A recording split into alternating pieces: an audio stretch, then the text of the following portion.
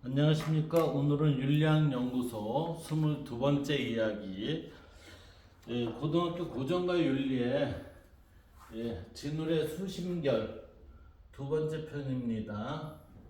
지난 시간에 첫 번째였고 이게 수심결의 두 번째 편이에요. 그래서 두 번째 편에는 본문에 있어서 자신의 마음이란 무엇일까 라고 주제가 정해져 있어요. 그래서 여기에 대한 학습 목표는 우리가 마음에 대한 성찰을 통해 마음 공부의 의미와 중요성을 파악할 수 있다라고 해서 마음 공부에 대한 내용이 들어가 있습니다. 수신결의 서분하고 정정분이라는 부분의 일부를 발췌한 내용입니다. 이 본문 내용에 보면 세상을 살아가면서 겪는 고통은 마치 불난집에 그대로 머물러 있는 것과 같은데 어떻게 아무렇지도 않은 듯 머무를 수 있을까? 이 고통을 벗어나려면 진정한 나의 마음을 찾아야 한다 그랬어요. 고통을 벗어나려면 진정한 나의 마음을 찾아야 한다. 그런데 그 마음은 내 몸속에 거주하지만 그랬어요. 몸속에 거주하지만 몸은 지속적으로 변하면서 없어지기도 하죠. 왜 그러면 육체는 이게 소멸이 됩니다. 소멸. 그렇기 때문에 이렇게 얘기하는 거예요. 몸은 육체는 그래서 진정한 마음은 변하지 않기 때문에 마음을 내 안에서 찾되 변하지 않는 바로 그 마음을 찾고자 끊임없이 노력해야 한다. 이렇게 돼 있어요. 자, 그 다음 부분을 볼까요? 내 마음은 왜 눈에 보이지 않고 그랬어요. 마음이라는 게 지난 시간에 뭐라고 그랬냐면 마음이 아픕니다. 그럼 아픈 걸 내놔봐라. 내놓을 수가 있을까요? 없잖아요. 눈에 보이지도 않고 찾기 어렵습니다. 그래서 진정한 마음은 살아가는 모든 과정 속에서 작용하고 있는데 이 마음이라는 것은 우리 삶의 모든 과정 속에 얘가 작용을 하고 있어요. 우리가 그것을 알아차리지 못하기 때문에 찾지 못하는 것일 뿐 그랬어요. 자, 우리는 일상이 되면은 그게 기계적으로 당연히 그런 듯이 살아가는 게 우리의 모습이죠. 그래서 우리는 산소가 없으면 공기를 마시지 못하면은 우리는 죽죠. 그런데 이제 그 공기의 중요성을 못 느끼듯이 우리가 살아가는 데 있어서의 마음이라는 게 살아가는 모든 과정에서 작용을 하는데 그게 일상이 되니까 이게 크게 관심이 없었다 이렇게 되는 거죠. 그래서 어느 날 한 왕이 스승에게 물었습니다. 무엇을 부처라고 합니까? 그러니까 자신의 본성을 보는 것 이게 곧 부처이다 라고 그랬어요. 본성을 보셨다면 그것은 어디에 있는 것입니까? 그러니까 이 스승이 나는 보았고 그것은 우리 삶 속에 있다 이렇게 표현을 했어요. 자, 여기에 내용을 한번 봅시다. 서문부터 살펴보면 어떤 내용이 들어있는지 한번 살펴봅시다. 여기에 보면 고통은 불난집에 그대로 머물러 있는 것과 같은데 그러면서 고통을 벗어나려면 진정한 나의 마음을 찾아야 합니다 그랬어요. 여기에 대한 항목을 보시면 자, 고통을 해결하기 위해서 뭐를 찾아요? 진정한 나의 마음을 찾아야 한다 이랬죠. 그래서 진정한 나의 마음을 찾기 그랬는데 제가 일지사상을 자꾸 얘기를 하는데 나의 마음 찾기는 곧 일지를 찾는 거와 같다라고 말할 수가 있어요.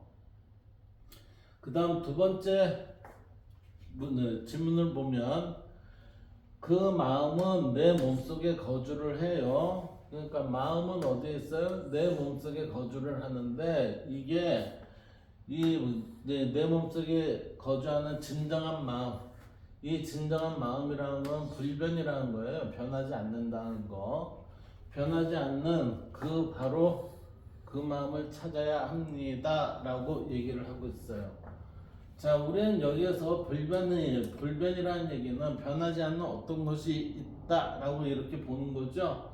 변하지 않는 어떤 것, 그게 진정한 마음인데 이 마음은 어디에 있다? 내 몸속에 있다. 이렇게 되는 거예요. 자, 우리는 나의 마음 찾기에서 일지를 찾는다라고 표현을 제가 했었습니다. 결국에는 이 불변하는 거는 일지 상태인데 일지 상태의 모습은 얘는 정일해서 변함이 없다고 그랬죠. 그러니까 불변의 상태예요. 그게 뭐예요? 발음이 드러남 찾기 이렇게 되는 거예요. 발음이 드러남. 그 다음에 세 번째 봅시다. 내 마음은 왜 눈에 보이지 않고 그랬어요. 마음은 우리가 보이지 않고 찾기 어려워요. 이러한 진정한 마음은 우리가 살아가는 모든 과정에서 작용을 한다고 그랬어요. 그런데 이것을 잘 알아차리지 못하기 때문에 찾지 못한다라고 표현을 했으니, 자, 우리의 마음은 왜 눈에 보이지 않고 찾기 어려운 것일까 하니까 이 마음이라는 것은 눈에 보이지 않는다는 얘기죠. 그러한 눈에 보이지 않는 마음이 진정한 마음은 어디에요? 모든 가정에 작용을 하고 있다 이렇게 되는 거예요. 그럼 모든 작용에 작용하는 이러한 것을 일지라고 하고 그 일지는 어디에 있어요? 발음이 있다. 그래서 이 세상은 발음이 아닌 것이 없다라고 그랬는데 이 발음을 바르지 않음으로 만드는 게 누구예요? 이 사람이라는 거예요. 사람. 이 세계는 발음으로 가득 차 있어요.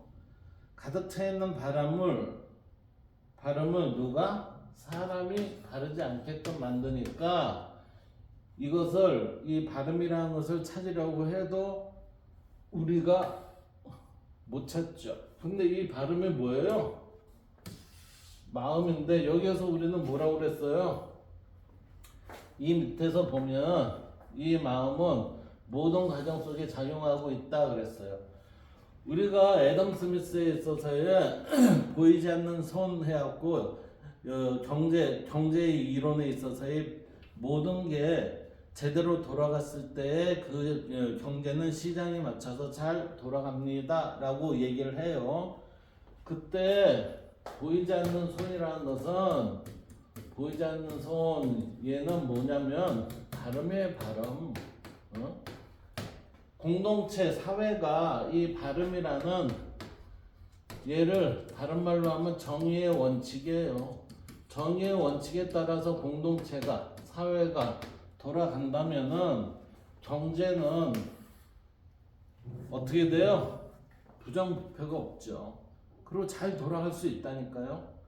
근데 우리는 시장의 실패, 정부의 실패해서 계속해서 정부의 개입이나 아니면 최소 개입을 요구하는데 이런 것들은 뭐냐면은 이게 정의의 원칙이 기본이 안 된 상태에서 적용을 하려고 하니 안 되는 거죠.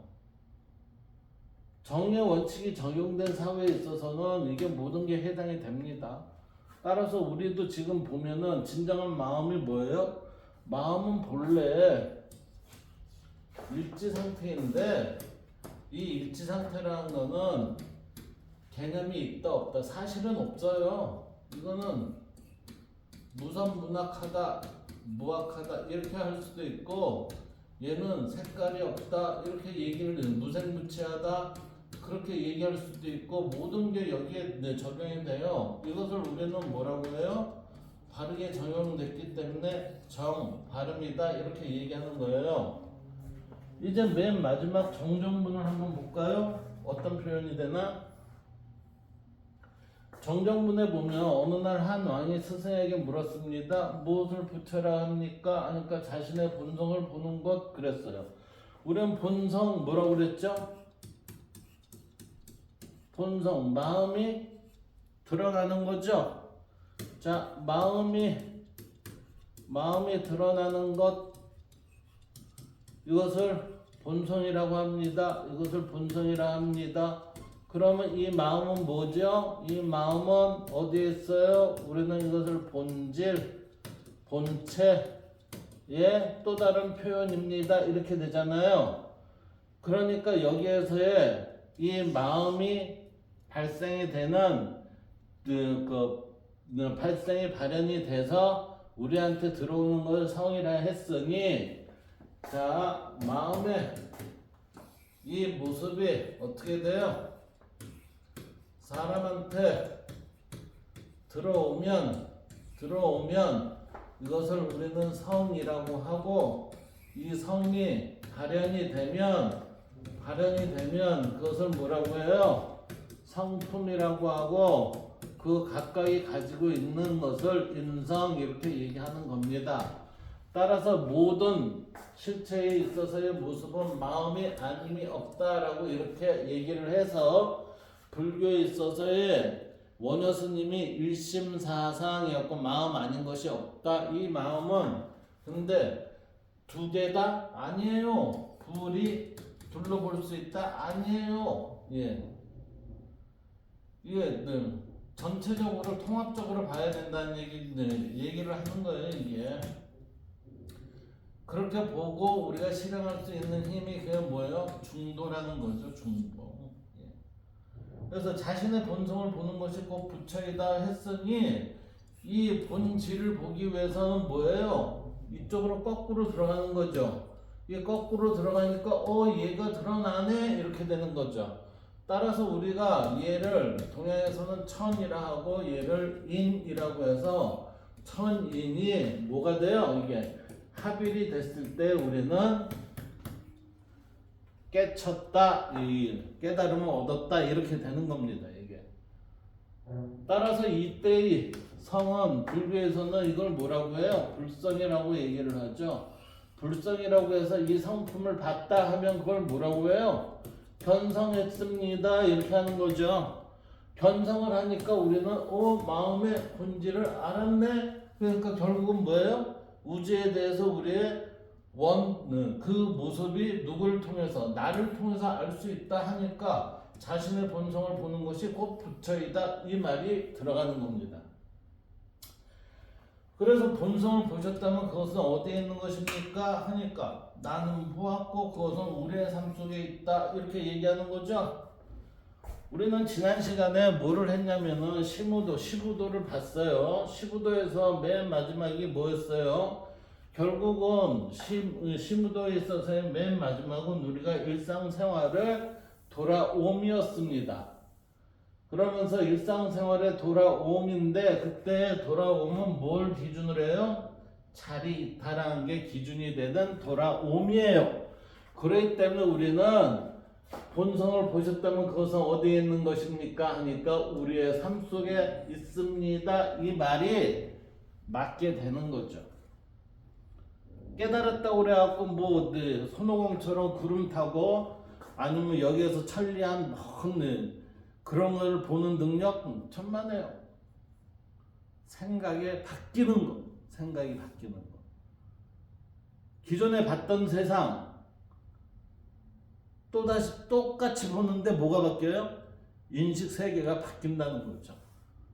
그것을 우리는 이렇게 표현하고 있어요. 나는 보았고 그것은 우리 삶 속에 있다. 이때 이 사이가 뭐예요? 이 사이가 인식의 변화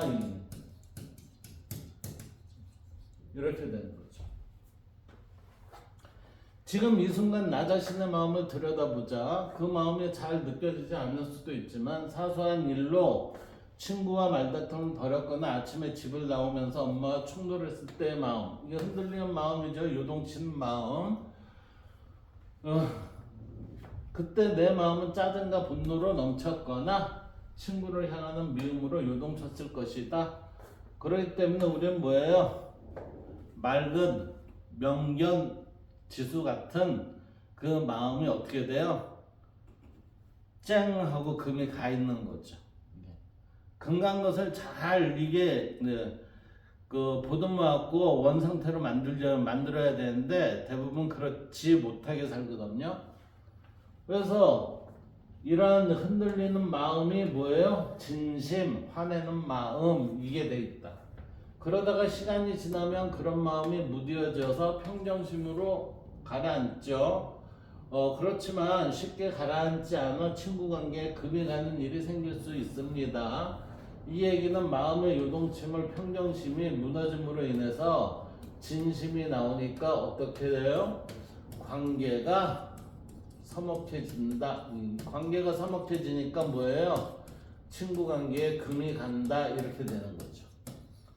그래서 우리의 마음은 그 모양을 짐작하기는 어렵지만 어딘가에 분명히 있고 그것도 변하지 않는 모습을 하고 있는 것이 아니라 끊임없이 변하면서 우리를 즐겁게 하거나 고통스럽게 한다. 마음은 있긴 있는데 이러한 현상이 다양하게 드러난다, 이 모습이죠. 마음의 모습은 우리가 평정심을 유지하지 못했을 때는 일치 상태가 안 되면은 이 마음의 모습은, 현상은 다양하게 드러난다는 거죠. 그래서 수신결의 저자인 진울은 그 중에서도 고통스러운 마음의 이 현상이 일지를 지키지 못하니까, 일지를 지켰다는 얘기는 정한 마음이죠. 근데 일지를 지키지 못했다는 마음은 부정의 모습에 더욱 주목하고 있다. 그래서 흔들리는 마음에 주목을 하고 있다는 얘기예요. 그래서 진홀은 그런 변하는 마음, 부정한 마음에 주목하면서도 변하지 않는 진정한 마음, 일지 상태의 마음이 있다고 강조를 합니다. 그 마음을 찾을 수만 있다면, 일지 상태를 내가 유지할 수만 있다면 세상을 살아가면서 우리가 겪는 모든 고통을 벗어던지는 일도 가능하다고 생각했다라는 얘기니까, 일지 상태를 유지를 하면 우리의 마음의 존재와 그 상태는 동일한 형태의 모습으로 드러난다는 거죠. 그러면 그 모습은 언제든지 드러나더라도 이처럼 변화가 있고 변화무쌍한 다른 모습으로 드러나지 않는 마음의 모습을 볼 수 있다, 이렇게 되는 겁니다. 그래서 만약 모든 고통을 벗어 던지는 일도 가능하다고 생각했다라는 얘기는 일지 상태에 돌아오면 뭐가 돼요? 고에서 해방이 돼서 정면 상태를 유지하는 것이다 라고 이렇게 보는 거죠. 그래서 진정한 마음, 진정한 나의 마음은 어떤 거예요? 발음, 일지한 마음, 이렇게 있다는 거죠. 이것이 분명히 있어요. 우리가 잘 알아차리지 못한 까닭은 내 마음의 흐름과 작용에 주목하지 않기 때문이다. 즉 무관심하기 때문이다 라고 보고 있는 거죠. 내 안을 살피는 게 아니라 우리는 오감을 통해서 밖을 살피니까 나에 대한 관심이 적어졌기 때문이다. 그래서 눈으로 사물을 보거나 귀로 소리를 들을 때도 마음의 작용이 있어요. 왜? 우리의 그 요동치는 거와 머릿속의 생각에 작용이 있기 때문에 있다, 이렇게 보는 겁니다. 그것에 주목하지 않음으로써 마음이 있는지조차 제대로 생각하지 못하고 있습니다. 그러니까 무관심으로 알아보려 하지 않습니다. 우리의 밖에만 관심이 있다는 거죠. 안에 대해서는 별 관심이 없다, 이렇게 보고 있다는 겁니다.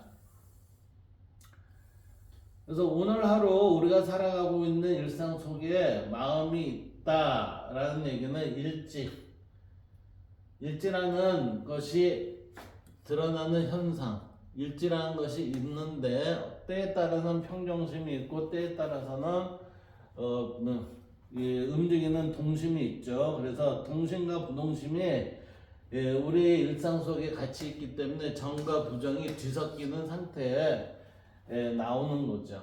그래서 진울의 생각은 그가 강조한 것이기도 하지만 동시에 불교 철학의 오랜 전통 속에서 지속적으로 강조되어 온 것인데, 그게 뭐냐면은 불교에서는 진탕 속에 피는 연꽃을 상징으로 내세웁니다. 이게 뭐예요? 진흙탕이라는 것은 정과 부정이 뒤섞여 있는 혼탁한 이 세상에서 영꽃, 일지라는 상징을 내세우고 있습니다. 그래서 진흙탕 같은 우리의 일상생활 속에서만 영꽃이라는 진리 세계가 열린다고 보기 때문입니다. 라고 했으니 일지 상태는 곧 뭐예요? 진리, 참 이치다 이렇게 보는 거죠.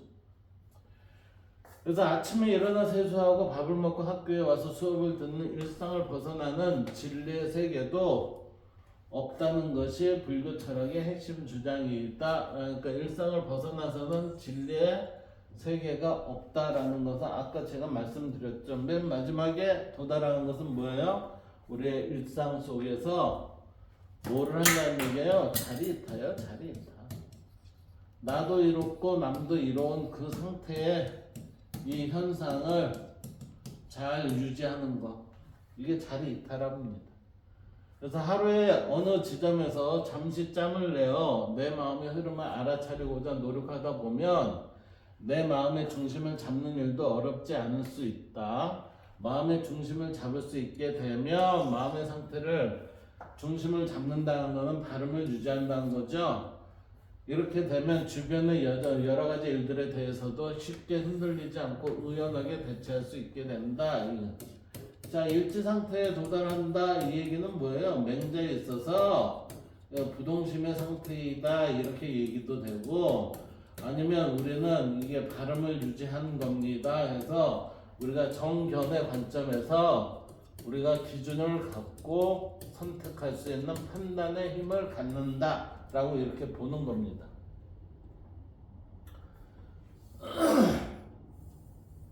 그래서 나아가 자신의 삶의 목표와 의미에 대해서도 깊이 있게 생각해 볼 수 있는 여유를 가질 수 있을 것이다 라고 해서 정견의 관점으로 지혜가 발현하게 됩니다 라고. 이 지혜의 발현이 결국은 우리는 칼뱅에 있어서의 이 소명의식 있죠? 소명의식과 같은 그러한 점을 지금 얘기하는 겁니다. 내가 뭐를 해야 될지를 알게 된다 이렇게 되는 거예요. 불교에서 영꽃 이건 진리의 세계 그랬는데, 불교는 이상세계인 극락에서 모든 중생이 영꽃 위에 신으로 태어났다고 믿습니다. 그래서 불상이나 스님이 앉은 자리에 장식을 영꽃으로 치장을 했다고 얘기합니다. 자, 알아보기 몸과 마음의 관계를 한번 중시한 전통 사상을 살펴봅시다. 몸과 마음의 관계를 중시한 전통 사상 그랬어요. 우리는 몸과 마음이 있는데 이 마음이 몸에 속한다, 안에 들어가 있는다 그랬죠. 그래서 자신의 마음에 관심을 갖게 되면 우리는 그 마음이 어떤 것이고 우리 몸이 어디에 있는 것인지, 몸의 어디에 있는 것인가 하는 물음을 떠올리게 됩니다. 인간은 오랜 관심사이면서도 여전히 이 물음에 대한 온전한 해답을 찾기는 쉽지가 않습니다. 그러나 전통사상 중에 이 마음에 집중적인 관심을 가진 것은 불교와 그 불교의 영향을 받은 성리학이라고 성리학으로 볼 수 있어요. 이 두 사상 모두 자신의 마음을 어떻게 해요? 수양 또는 수행의 대상으로 삼아서 내 마음속에 존재한다는 불성을 찾아 선함의 단서를 찾아 그 싹을 키움으로써 보살이나 군자, 선비가 되고자 했습니다. 자, 이 선함의 단서라고 그랬으니까 결국은 뭐예요? 우리의 본성은 선함의 뿌리가 어디에 있어요? 여기에 있다 이렇게 되는 거죠. 이러한 전통적인 관심은 우리의 현대사상으로 계승되지 못했는데 20세기 일제강점기야 근대화 과정을 거치면서 전통을 청산과 극복의 대상으로 삼았기 때문이다. 우리가 근대화를 거치면서 어떤 현상이 일어났냐면은 서양 문화가 동양의 문화보다 우월하다라고 그렇게 느껴서 우리가 서양의 그 문화를 받아들이면서 동양 문화를 좀 낮게 취급을 했죠. 그러다 보니까 우리는 전통에 대해서 정말 소갈이 꽉 차 있는 그 전통을 우리는 쭉정이로 보고서 무시를 했었어요. 근데 지금의 현대에 있어서는 어때요? 서양이 동양을 자꾸 배우고자 하잖아요. 왜요? 진짜 소갈이 어디에 있는지 아니까. 그게 지금 변화된 거예요. 그 대신 몸과 마음의 관계에 관심을 갖는 철학의 한 분과인 심리 철학이 유입되어 그랬어요. 몸과 마음이 서로 밀접하게 연결된 관계라는 등의 주장과 다시 접할 수 있게 되었다. 이 과정에서 몸과 마음에 관한 우리의 전통 사상에 관한 생각해 볼 기회를 가질 수 있게 되었다. 자, 이 심리 철학이라는 거는 아마 이 사람이 심재권일걸요? 심재권이라는 사람이 성대 유학과 다니다가 미국으로 유학을 갔죠. 거기에서 이제 심리철학이라고 했는데 성리학을 바탕으로 해갖고 사단 칠정론 이걸 바탕으로 해갖고 이제 서양식으로 이제 풀어낸 거예요. 그래서 불교, 유교는 마음을 우리는 중요한 것으로 삼았고, 불교에서는 이걸 불성이라 풀어내고 여기는 성리학의 성으로 풀어냈죠. 그래서 불교에서는 불성 찾기, 성리학에서는 선함의 단서. 그래갖고 이것을 찾은 자를 우리는 보살이라 하고, 불교에서는 여기 성리학에서는 군자 선비라고 했어요. 이 심리 철학을 누가요? 심재원 교수. 몸과 마음이 서로 밀접한 연결된 관계로서의 풀어낸 거. 제가 알기로는 그렇게 알고 있습니다. 그래서 나도 모르는 사이에 자신의 마음과 숨바꼭질을 하고 있다 그랬어요. 이 내용을 한번 잠깐 살펴봅시다. 마음은 어디에 있지 하면서 이제 마음을 찾고 있어요. 어떻게 갖고 있지? 마음은 어디 있는지 모르겠는데 내가 가지고 있는 거는 같다 이렇게 되는 거예요. 그렇다 보니까 이게 진짜야 가짜야 라고 하면서 이제 생각을 하게 되는 거죠. 그래서 이제 내 손으로 잡히는 우리 실체적인 게 안 잡히니까 이거 없는 거 아닐까 이렇게 볼 수도 있다는 거죠. 예. 있다 없다는 뭐예요? 유무 상태잖아요. 유무. 있다는 거는 우리가 뭔가를 잡을 수 있다는 거고, 없다는 것은 잡지 못한다는 거죠. 자, 미꾸라지를 내가 잡았어요. 손으로 잡았다. 있어요. 내가 미꾸라지는 있긴 있는데 미끈미끈거려갖고 못 잡아요. 없어요? 없는 거 아니죠? 있죠? 이러한 상태다 이거예요. 자, 어제는 불안했는데 오늘은 불안한 마음이 어디로 가버렸다. 그 마음은 어디로 간 걸까? 마음이라는 것은 언제나 내 마음속에 있는 걸까? 마음이라는 것은 내 마음속에 나왔다 들어갔다 하는 걸까? 나왔다 들어갔다 하는 걸까? 이거는 생과 사의 과정 속에서 나올 수는 있죠. 이러다 보면은 뭐예요? 불교의 윤회론이 나오게 돼요. 불교의 윤회론. 마음이 뭔지 잘 모르겠네. 마음을 가지고 갈 수 없잖아. 자, 우리는 지금 사람을 볼 때 눈을 보면 눈이 반짝반짝거리죠? 그러면 죽은 사람은 눈에 빛이 있을까요? 없을까요? 없어요. 그게 왜 그래요? 우리의 인간도, 전기를 먹는 로봇도, 인간도 에너지를 넣으면 전기가 발생이 됩니다. 얘도 전기가 발생이 되죠? 여기에서 뭐를 해요? 생각을 하죠? 생각을 할까요? 안 할까요? 아마 가능할 거라고 저는 생각이 돼요. 그렇기 때문에 로봇이 AI의 발전이 되면은 인간보다 더 유능한 생각이 가능하지 않을까? 이렇게 저는 보여집니다. 그래서 굉장히 위험한 상황으로 갈 수도 있다. 이렇게 개인적으로는 생각을 해봅니다.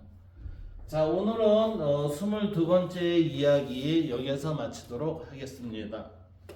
감사합니다.